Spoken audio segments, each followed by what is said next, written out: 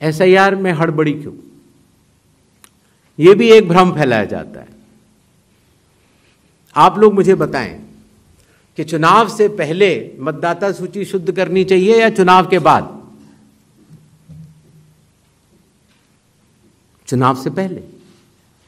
और ये बात चुनाव आयोग नहीं कह रहा है, ये बात लोक प्रतिनिधित्व कानून कह रहा है कि हर चुनाव से पहले आपको मतदाता सूची शुद्ध करनी होगी।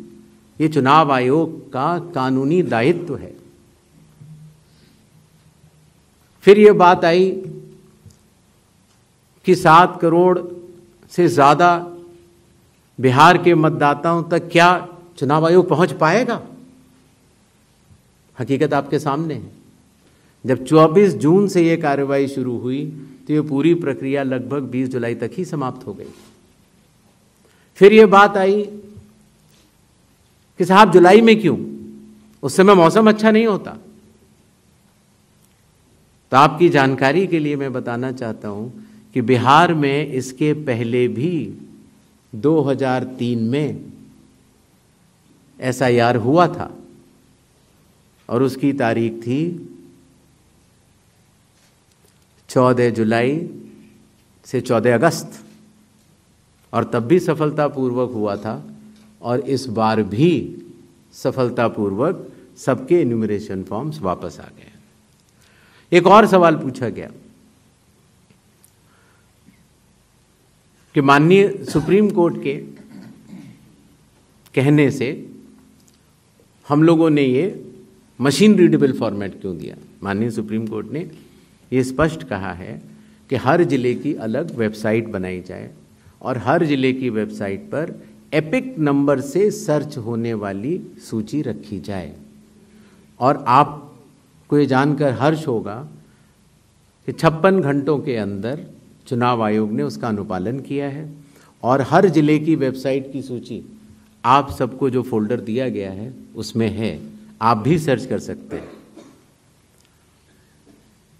जहाँ तक आपके पास जो फोल्डर दिया गया उसमें एक वो भी मिनट्स मौजूद है 20 जुलाई के, जहाँ पर अगर आप खोलेंगे तो उसमें आप पाएंगे कि हर बूथ पर booth level officer, booth level agent, sarpanch सबने मिलकर ये दस्तखत करके सूची बनाई कि ये लोग मृत पाए गए हैं, उनका एपिक नंबर भी है, उनका नाम भी है, और ये लोग स्थायी रूप से स्थानांतरित पाए गए हैं, उनका नाम भी है, और इन लोगों का इन्यूमरेशन फॉर्म या इन लोगों का नाम एक जगह से ज़्यादा है वो भी है।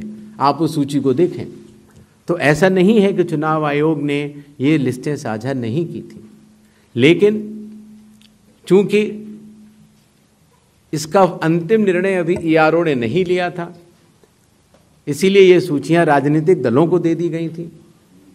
और कुल मिला के जिन लोगों के इन्यूमरेशन फॉर्म नहीं आए वो 1 अगस्त को जब ड्राफ्ट लिस्ट दी गई थी राजनीतिक पार्टियों को, वो भी दस्तावेज आपको दिए गए हैं जिसमें कि हर पॉलिटिकल पार्टी ने साइन करके ये लिस्ट ली है, जिसमें कहा है कि ये वाले नाम तो आ चुके हैं प्रारूप सूची में और ये वाले नाम नहीं आए हैं। हर जिला प्रेसिडेंट ने उस लिस्ट को सत्यापित किया है 1 अगस्त को और अपने टेस्टिमोनियल्स भी दिए हैं। तो ये सूचना और भी लोगों तक पहुंचे, आप तक भी पहुंचे। चुनाव आयोग तो पारदर्शिता का स्वागत करता है और ये बहुत ही अच्छी बात है। शायद इससे अगर कुछ लोग जो छूट गए हों अगर वो नाम दे पाएं, तो चुनाव आयोग का तो नारा है हर पात्र मतदाता को सूची में लाना है और हर अपात्र मतदाता को सूची से हटाना है। तो उस उद्देश्य में ये हमारी मदद कर रहा है। एआई और डी फेक हमारे लिए वास्तव में चुनौती है। अभी कल किसी एक ट्विटर हैंडल पर एक एआई जनरेटेड वीडियो थी जो कि सत्य से परे, लेकिन इस तरह की चुनौतियों का सामना करने के लिए चुनाव आयोग तो भरसक प्रयास करेगा, लेकिन कानून के दायरे में ही रहकर कर सकता है।